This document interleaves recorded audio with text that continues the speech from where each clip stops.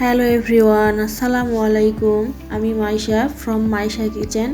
আজকে আমি আপনাদের সাথে টাকি মাছ ভর্তার রেসিপি শেয়ার করব। ভিডিওটিতে লাইক দিয়ে শেষ পর্যন্ত দেখবেন।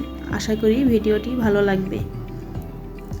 টাকি মাছ ভর্তা করার জন্য আমি এখানে টাকি মাছ পরিষ্কার করে নিয়েছি। 1 কাপ পেঁয়াজ কুচি, রসুনের কোয়া এবং 4টে কাঁচামরিচ নিয়েছি। আপনারা চাইলে ভর্তাটা শুকনো মরিচ দিয়েও করতে পারেন। টাকি মাছগুলোকে ভেজে নিব। এর জন্য প্রথমে সামান্য পরিমাণে লবণ এবং সামান্য হলুদের গুঁড়ো দিয়ে ভালোভাবে ম্যারিনেট করে নিব।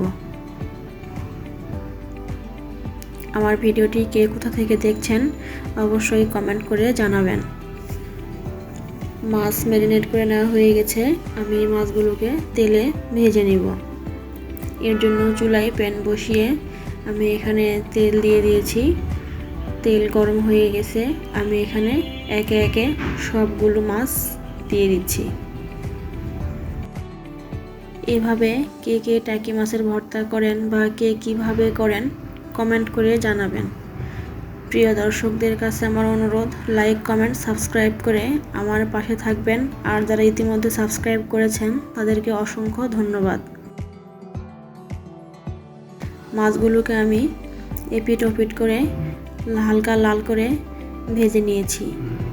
মাছগুলোকে এখন আমি একটা পাত্রে উঠিয়ে নিব।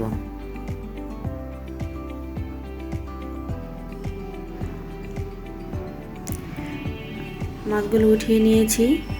একই প্যানে আমি এখানে আস্ত রসুনের কোয়া দিয়ে দিচ্ছি। আমি রসুন আগে দিয়ে দিলাম কারণ রসুন একটু ভেজে নিব। পেঁয়াজের সঙ্গে রসুন দিলে দেখা যায় পেঁয়াজ হয়ে যায়, বাট রসুন হয় না। এজন্য আমি একটু রসুন আগে দিয়ে ভেজে নিয়েছি। এরপর এখানে আমি 1 কাপ পেঁয়াজ কুচি অ্যাড করে দিয়েছি এবং 4টে কাঁচামরিচ দিয়েছি। আপনারা আপনাদের টেস্ট অনুযায়ী আরও বেশি পরিমাণে কাঁচামরিচ দিতে পারেন। সামান্য হলুদ অ্যাড করে দিলাম, লবণ দিয়েছি। প্রয়োজনে পরে টেস্ট করে আবারও লবণ আমি অ্যাড করে দিব। আমি একটু নেড়ে চেড়ে নিচ্ছি। আমি এখানে আগে তেল দিব না, পানি দিয়ে একটু সেদ্ধ করে নিব। পানি দিয়ে দিচ্ছি। হালকা নেড়ে চেড়ে নিয়ে আমি ঢাকনাও দিয়ে ভালোভাবে সিদ্ধ করে নিব। প্রায় 5 মিনিট পর ঢাকনা সরিয়ে দেখি আমার পানি শুকিয়ে গেছে এবং রসুন, কাঁচামরিচ, পেঁয়াজ ভালোভাবে সিদ্ধ হয়ে গেছে। এই পর্যায়ে আমি এখানে সরিষার তেল অ্যাড করে দিচ্ছি। আমি পেঁয়াজ রসুনগুলোকে একটু তেলে ভেজে নিব, এই জন্য আমি এই পর্যায়ে তেল অ্যাড করে দিয়েছি। এইভাবে টাকি মাছ ভর্তা অনেক মজার হয়। এই পর্যায়ে আমি আগে থেকে ভেজে রাখা টাকি মাছগুলো দিয়ে দিচ্ছি। মাছ, রসুন, পেঁয়াজ, কাঁচামরিচ সব কিছু একটু আমি ভালোভাবে নেড়ে চেড়ে নামিয়ে নিব। আমার সব কিছু ভেজে নেওয়া হয়ে গেছে। আমি এখন এগুলোকে একটা পাত্রে উঠিয়ে নিচ্ছি। মাছগুলো ঠান্ডা হয়ে গেলে আমি কাটা ছেড়ে নিয়েছি।